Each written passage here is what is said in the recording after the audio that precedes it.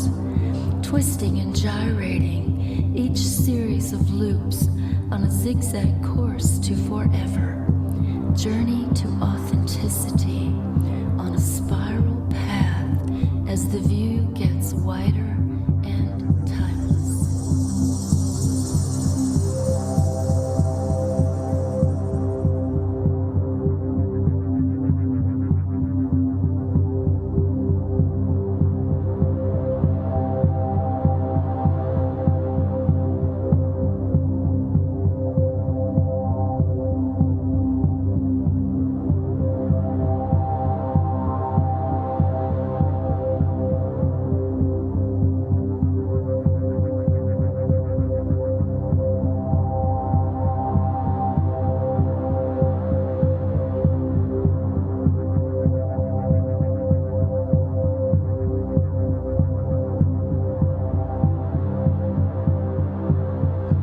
Radial ropes of energy moving in cycles, circles, waves, and rhythms return to silence in the middle of the spiral, centering into the self, knowing in direct experience, awakening soul, beauty, and joy in dynamic intensity, enabling change as power.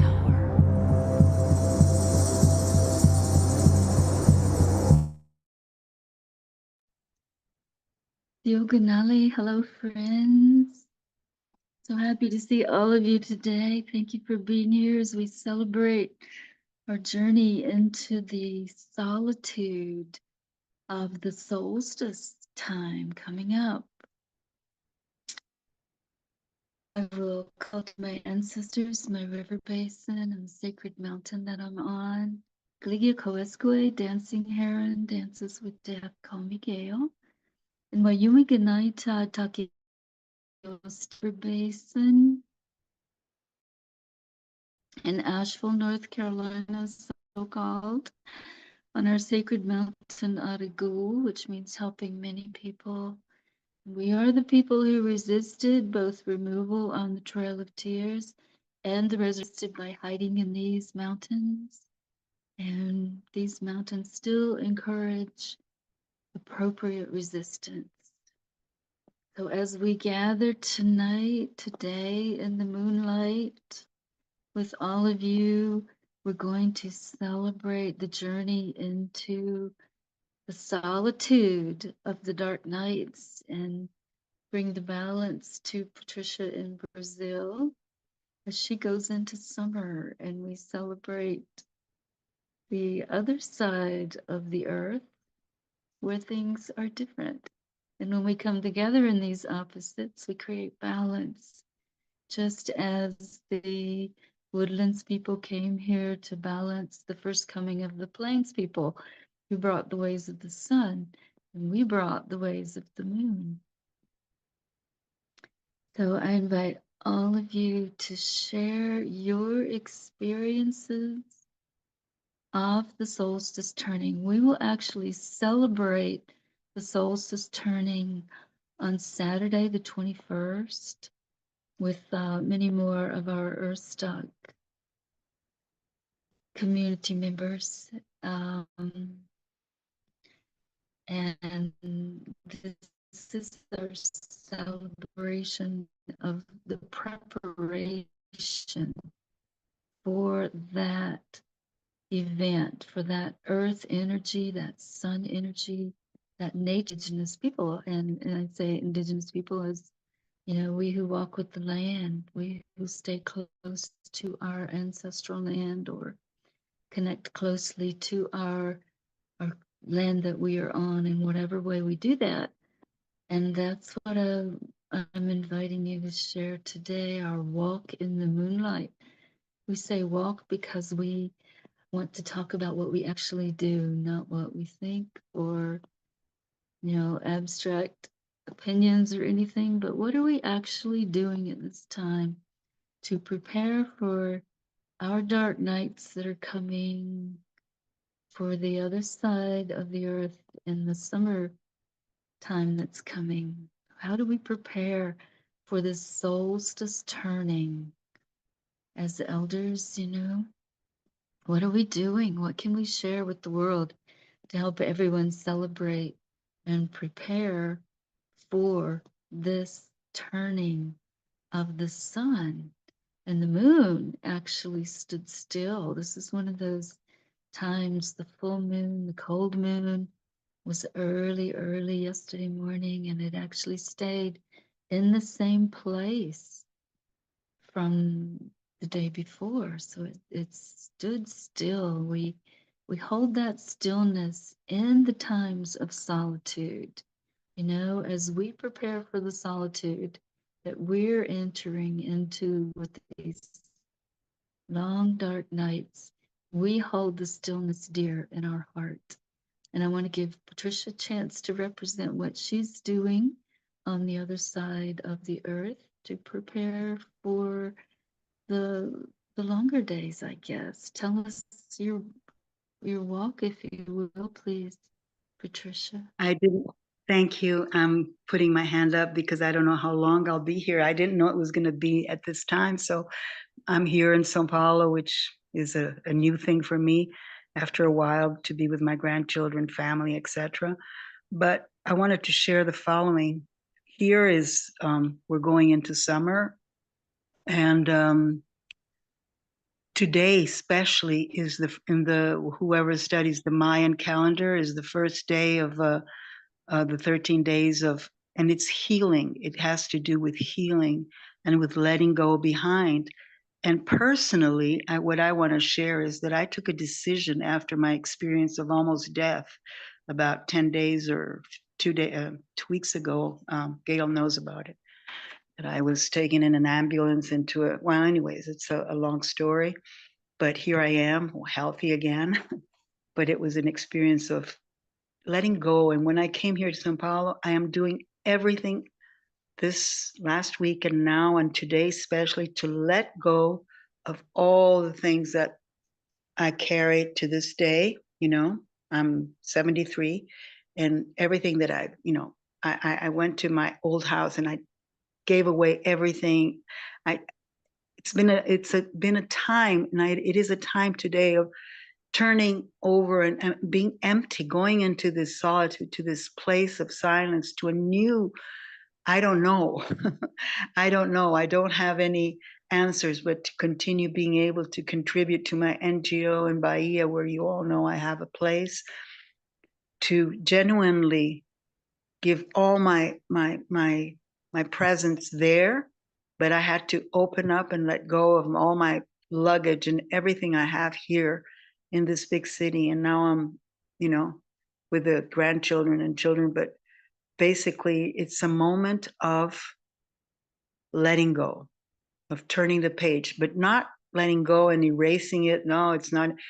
To the contrary, acknowledging everything that I've done, that is there, that is present, but not holding on to anything, and starting a totally new path, which I will need the help of every single one of you because it's not been easy. I've been having, a very, challenging time of letting go of the identification with all the things I had, just giving it all away, and the death experience, which was, we have death at our left side as our, guidance. So from another perspective, what is death, right? It can be at any moment, and it's right here, right? So what is it, this very moment, here and now, that I'm doing? I'm here with you all. I told my son and granddaughter, I said, wait a minute, I'm here with my other family that I want to spend some time with. I don't know tomorrow. I don't know what's going to happen. And this is the experience I'm having right now, really sharing my best of the here and now. And on Saturday, I'm going to do my best to bring in a group of people that are doing a ceremony also here in Brazil to connect with you guys doing it there. So you have a connection with the Southern Hemisphere as well. So that's what I wanted to share at this moment, this new phase, which I don't know. But I like this. I don't know. I'm just here and now with all of you. Thank you, SD, Lenny, Pamela, and Gail. Mm. Yeah, thank you, Patricia.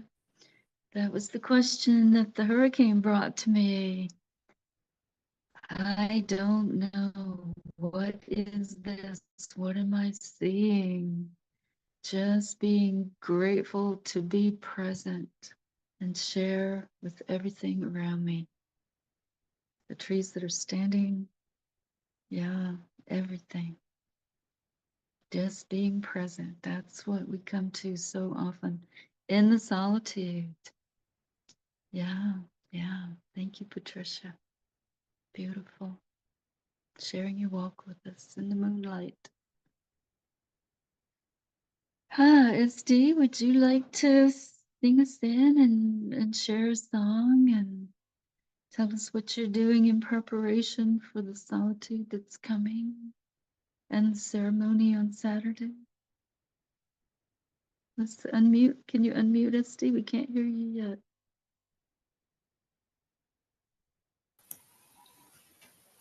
There That's we go. great. Thank you.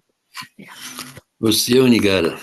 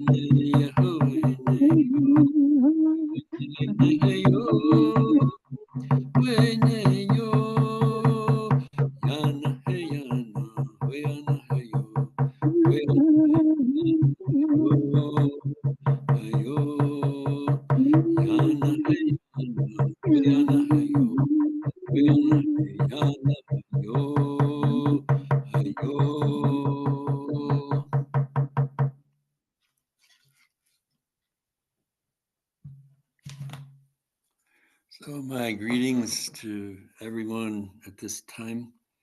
It's always throughout history been acknowledged by indigenous cultures as a special time. And I know some cultures would have ceremonies on the winter solstice, the longest night of the year. And because they felt it important to be there for this turning.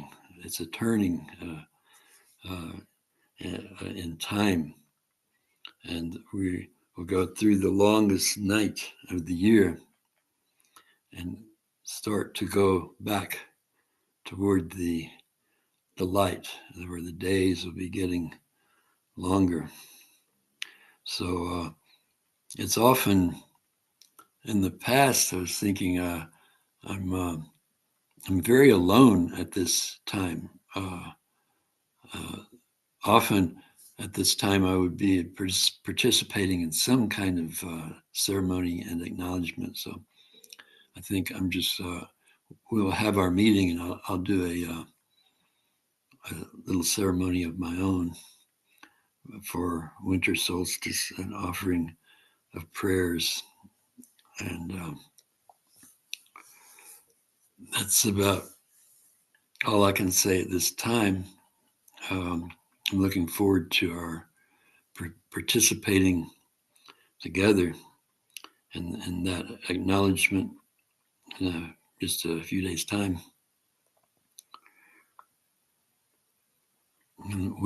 which time I think I look forward to doing some storytelling about that. I think that's an important way to acknowledge this time, because traditionally it is the time for that. That's all. Yeah, that's beautiful. Thank you, Steve. Some wonderful stories about the choices that humans make and how it affects those times. I love the story that you're going to share with us, and I'm going to share the dance that you saw a little sneak preview of at the beginning when we opened here. We showed you a few of the movements in the music that I created for the solstice turning a few years ago, and the guidance that brings us into ritual and how we come together in these ways. And when we honor these ways and come together in these ways, then we are bigger than we are standing alone. You know, this is how we become more than just an individual.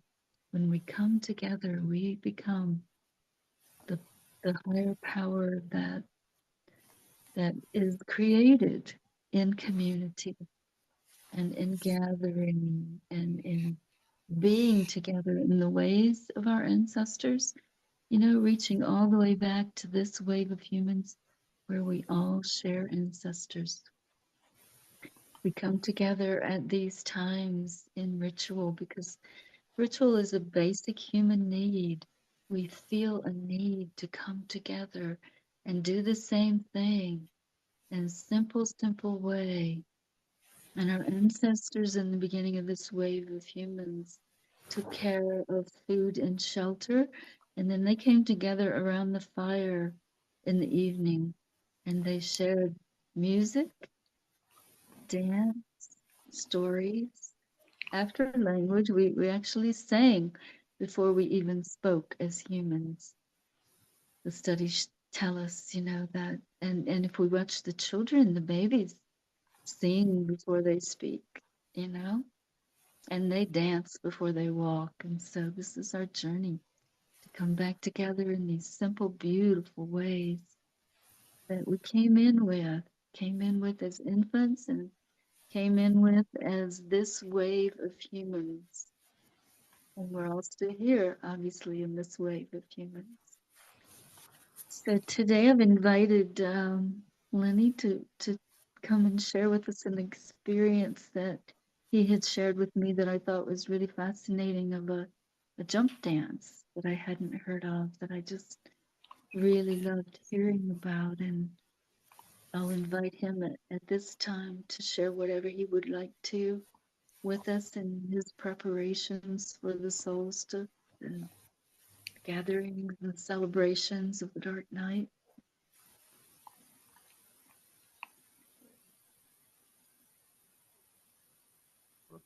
Yeah, Lenny, now we can hear you. Yeah. I'm just getting used to Zoom a little bit. It's been a while since I've been on it. So welcome. Thank you for inviting me here. Before I talk about the dance, maybe I'll share a little bit about what the solstice is to us. I mean, Gail and I talked recently about balance, bringing balance to things. And it's, you know, here in McMurray land in Canada on the East Coast, we call this moon the Great Chief Moon.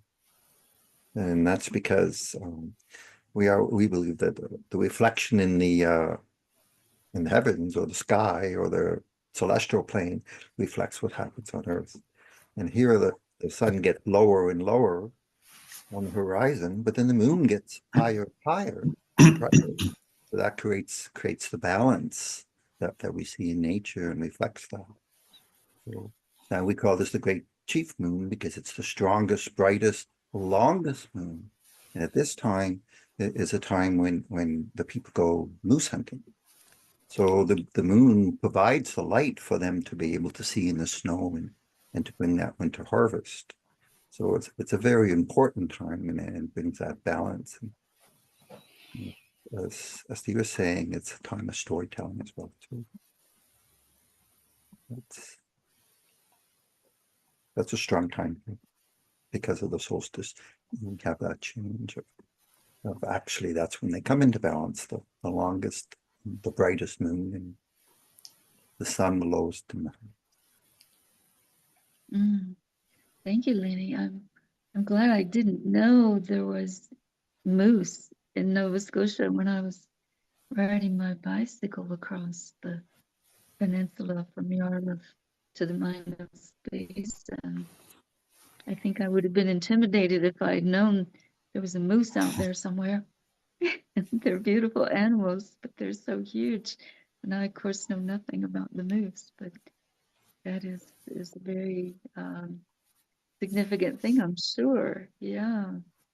Share anything you'd like to about that celebration, that process, or anything about your walk right now in the moonlight, Lenny, that you'd like to share.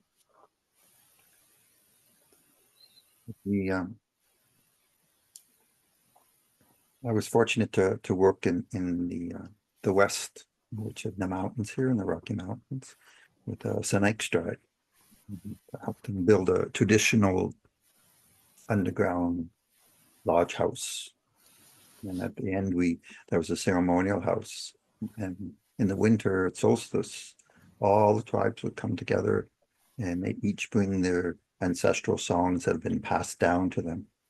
So we did different songs. We do a lodge before, and then jump into the mountain river, and then we'd go in at night, and we'd spend all night there honoring the longest night. And then it was like an earthen floor. So if you think of, we had this dance where you kind of just, so if you think this earthen floor as you're dancing, you go, so it's like a drum. So you had the drum, but you were creating the drum as part of your dance. And the different songs that the peoples brought from the different tribal areas was, there'd be one song to happiness, or the song would make you want to just jump with joy. And other ones, you just immediately, tears would come to your eyes. The song was so sad. Just pull out those emotions. And the purpose of the dance was to release. So we were releasing all the emotions and all the things we've gathered all year during the time of the darkness before the light comes in. And then at the end, in the morning, which would be the end of the day, we did it for 4 days. The elder that was leading the dance would come and sweep the floor, and he was sweeping up all the things that we released and put into the dirt, and then he would take that out of the space and cleanse the space again, getting ready for the next night's dance. It was one of the most powerful solstice ceremonies that I had the honor to be able to be part of. Oh, that is beautiful. Yeah, that does sound like a very honoring environment to come together. Yeah, thank you for sharing that, Lenny. That does sound like an amazing experience.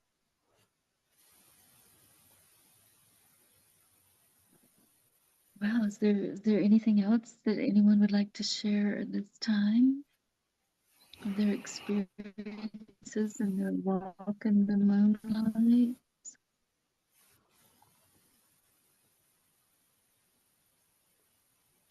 Okay, if not, I'm going to take you on a little journey, a little visual journey of the four worlds that Chief Phil Lane talks about.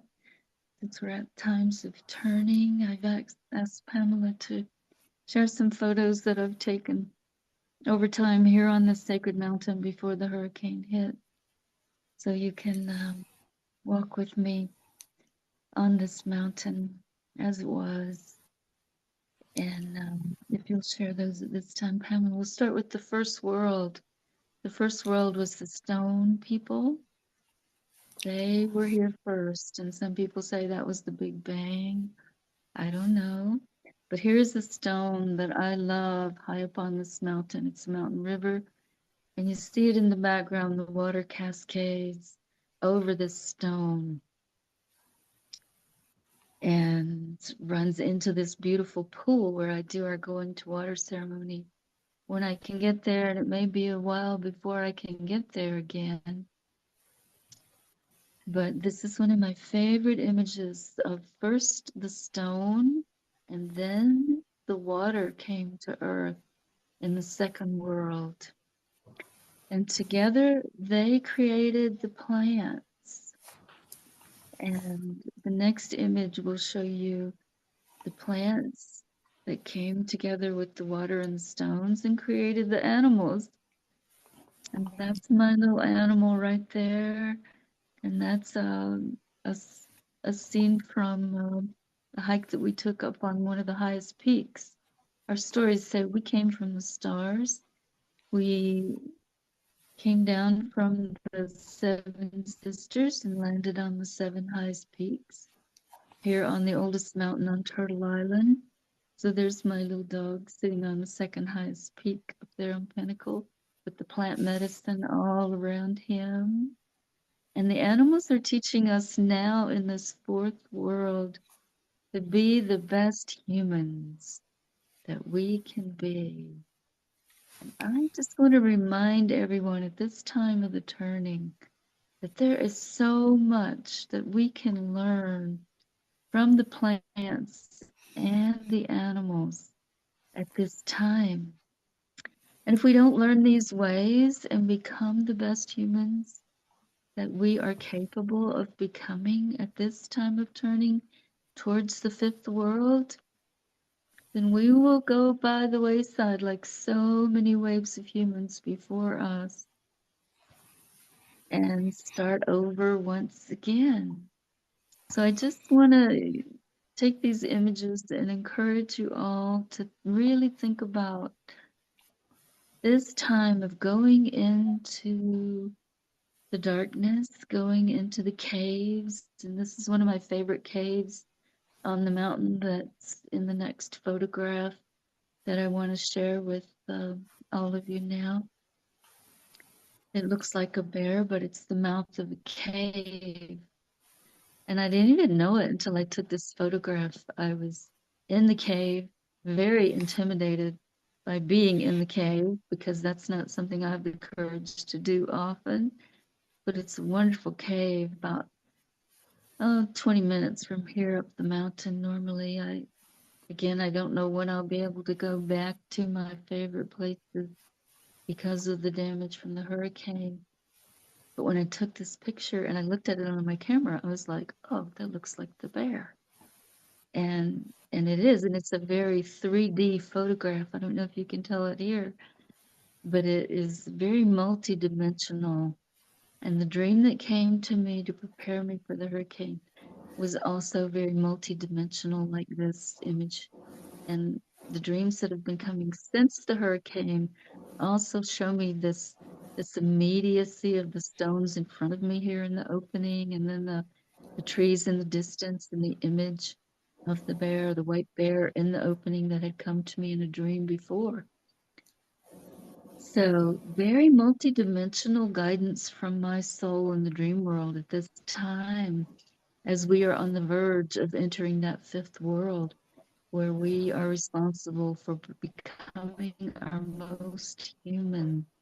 And then to confirm all of this on the mountain just before the hurricane, one of the Park Service cameras caught this next image of a white panther or cougar or mountain lioness, I call them, that is here on the mountain with us, and obviously going where she chooses in the very cat-like way. But she has given us several images, and I don't know of any other time. We have the black panthers here normally, but this white panther is the first that I've seen. And I don't know if that's because we have trail cam footage now, or just because this cat is bringing us something that we need at this time. Or maybe both, I'm not sure. It's possibly both. Most likely it's both, and encouraging us to learn from the animals, connect with the spirit of the plants and ask for their help in learning what we need to as humans at this time to be the most human that we can be, and come together on the solstice in ritual and in celebration of being our most human and entering this fifth world according to this prophecy, and always being at our highest and best and coming together in these ways. And thank you, Pamela, for this slideshow that you shared with us, and for all the help that you do, for so much that you do to help us gather in this way.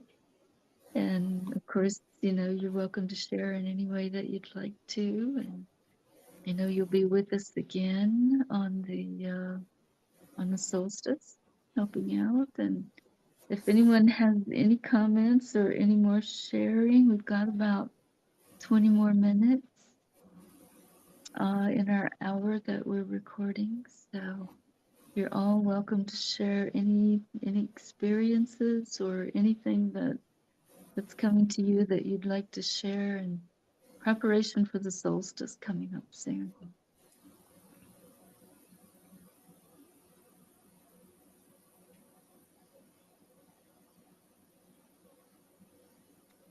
Steve, do you have another song if no one has anything they want to share at this time? Okay.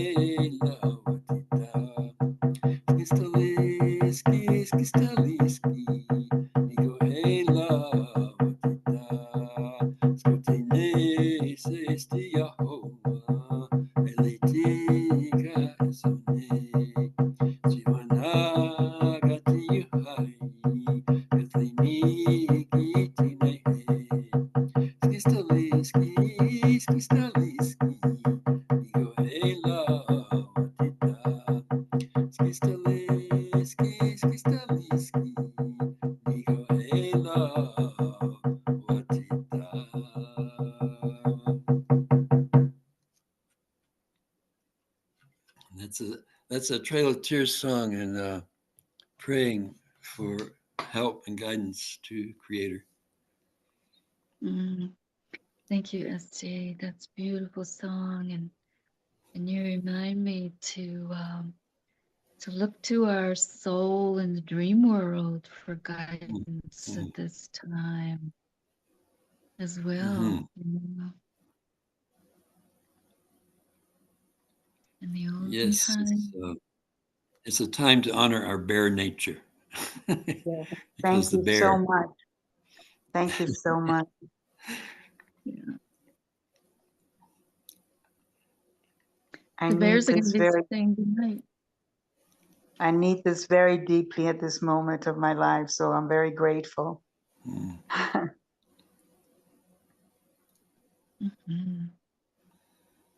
Yeah, the bears help us in so many ways. They're one of the animals that are truly teachers, and they lend us their strength and their wisdom, and they always come by and say goodnight on their way up the mountain. And just about a week or a little more ago, I hadn't seen them since the hurricane, and finally the mama bear that I shared with her first journey through the trees outside the house that I took the video through the window with me inside and her outside.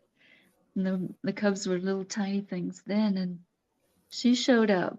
She was the first family that came back after the hurricane, and I just saw her with those 3 little cubs, and now they're all fat and fuzzy and furry and ready for their sleep, and they're birthing and in January and February, so she may add to that family this year, but they always stop by and say goodnight on their way up the mountain. One time a little cub came right up to the door and said goodnight. I think he said goodnight. Either that or he said, let me in there where it's warm. But we're not going to do that. So they're really sweet when they're on their way up to sleep. Okay, I have to go now. Thank you so much, all of you, for this presence, and love you all. See you on when do I see you next? Because I never know the times of the meetings, but I suppose will be next Saturday, right? Saturday at the same time as today. Yeah, thank you, Patricia. And the so wisdom much. and the wisdom circle is when? When is the wisdom circle? Wednesday, right? Yep, Wednesday. Yep. We'll see you Wednesday. Just let me know, because you're the one that pokes me. You're the one that Okay. pokes me. I'm happy to do that, Patricia. Yeah, much love and gratitude to you. Much love. Thank you. Till again.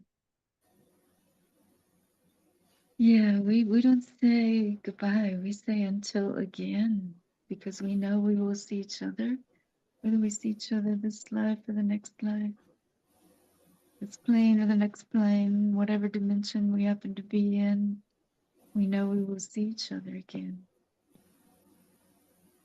And I'm always happy to see all of you in this way and in every way that we can see each other and come together. Normally, Michael would join us at this time, Michael DiMartino, our EarthStock founder, the one that brings us all together and calls us to council and appreciates whatever we share with him and the choices that are made to share the resources of EarthStock and contribute what we can to the good of the world. But I know he's traveling in preparation for the solstice. He's traveling to near Sacramento. Don't know what kind of weather he's running into, or I guess he won't be joining us today. But we do have a little more time. If either of you have anything else that you'd like to share, SD or Lenny or Pamela, we got a few more minutes, or we can close out with the gratitude song, whatever feels good to you guys.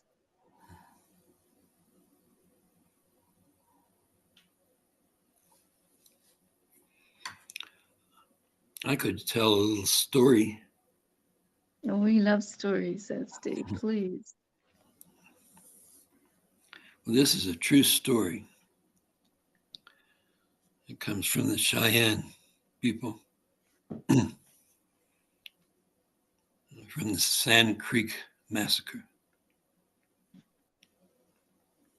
when a peaceful encampment of Cheyenne and Arapaho people in Colorado were attacked and surprised at dawn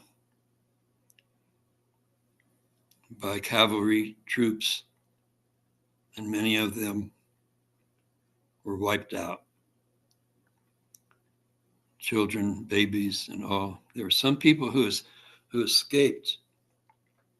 And this is a story that comes from that. I think it's appropriate because it's another of those stories where people receive help from nature, the natural world. And I know some of these people that are descendants of the survivors of the Sand Creek Massacre, which was in 1862. And there was two women and a few children who escaped. It was a time of winter, cold, cold. And they didn't know where they were going. They were just going away from the soldiers to seek refuge. And they traveled a couple of days in that snow, cold, and took shelter to sleep wherever they could find it. Little caves or rock overhangs. And about the third day, and they had found a little cave, and they woke up. In the morning, there was a wolf. And at first, they were afraid. But the wolf was friendly to them. It accompanied them again when they took off walking. The second night, it stayed with them.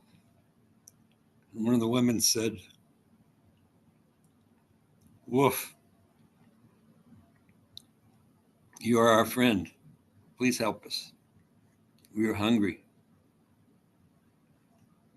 And the wolf listened.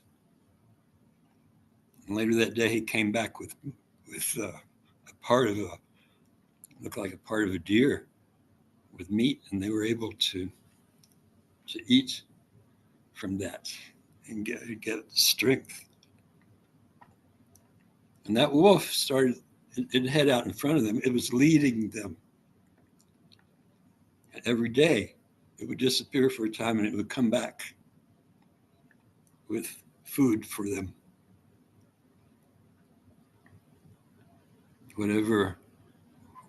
However, or wherever that wolf was able to find that, he did it, and he stayed with them for days. And then they saw in the distance an encampment of their people. So that wolf guided them home, took care of them. And after saw that they were safe, he disappeared. And they didn't see him again. But that story's been passed down to the descendants of those. And for this and many other reasons, the wolf is very much honored, very much respected by the Cheyenne people. That's all. That's beautiful. Yeah, thank you, SD. That's a very sweet story.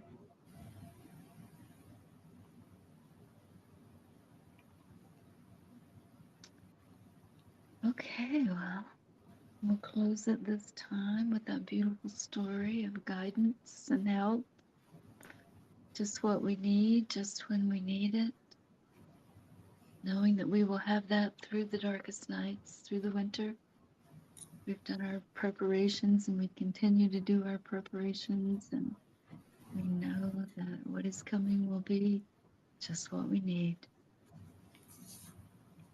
So join me in this song of gratitude that was from the spring here on the sacred mountain in the Lakota language, because we've held the Nipi traditional ceremony sweat lodges here for over 13 years, and spring has been a part of that ceremony and brought me this song through the dream time in the Lakota language. And I also do translation in English so that we can all share the understanding of our gratitude. So please join me whatever way you can. Rattle, drum, sing, create frequency and vibration however you want to. Dunka shalai unchimalai mitak yeo unchimaka many choni pilamaya ancestors grandmother, please share compassion on my relations. Grandmother, water is life. We are grateful. Tunka shalai, unchimalai, mitak yeo, unchimaka, many choni, pilamaya ye. Oh, thank you all so much. Until again, much love and gratitude.